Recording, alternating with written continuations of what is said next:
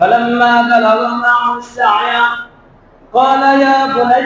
إني أرى في المنام أني أذبحك فانظر ماذا ترى قال يا أبت افعل ما تؤمر ستجدني إن شاء الله من الصابرين فلما بلغ معه السعي قال يا بني إني أرى في المنام أني أذبحك فانظر ماذا ترى خليل বলতেছেন فلما بلغ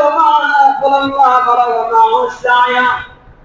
মুফাসসিরগণ বলেন যখন ছেলেটা একটু বোঝে 15 বছর বয়স হয়েছে তাহলে ঘরবক্রম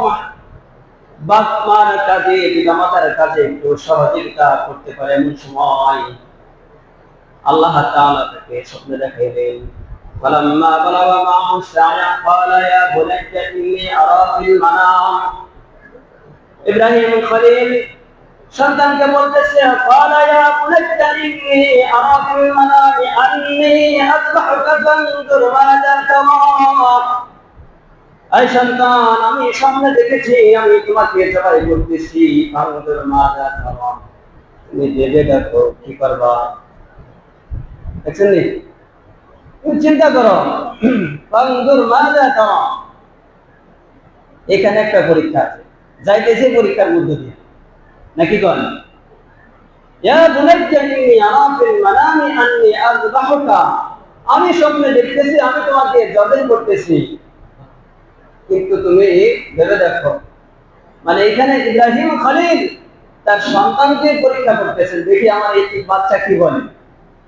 হ্যাঁ দেখি আমার এই বাচ্চা কি বলে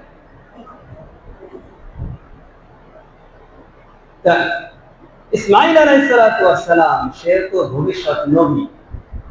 ঠিক না আল্লাহ যে বলছেন আমি আপনাকে সহনশীল ধৈর্যশীল ইলম ওয়ালা জ্ঞান ওয়ালা একজন সন্তান দান করব তার মধ্যে তো সবই আল্লাহ তাআলা দিয়েই রাখছেন ঠিক না সন্তান তো বলতে বলেছে সাতাজিদুনি ইনশাআল্লাহু মিনাস সাবিরিন সন্তান জবাব দেয় যে আল্লাহ আমার আল্লাহ আপনাকে যে আদেশ করছেন আপনি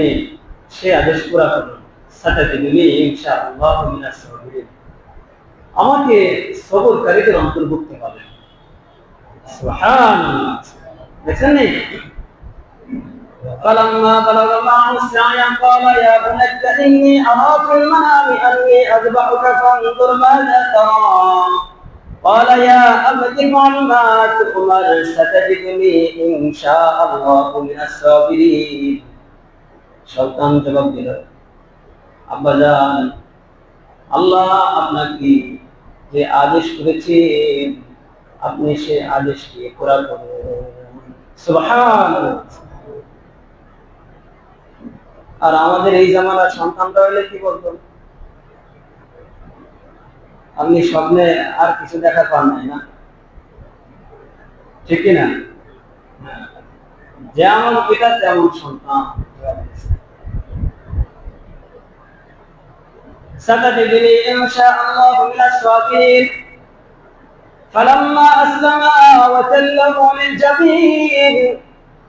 وناديناه أن يا إبراهيم قد صدقت الرؤيا إنا كذلك نجزي المحسنين إن هذا لهو البلاء المبين وفديناه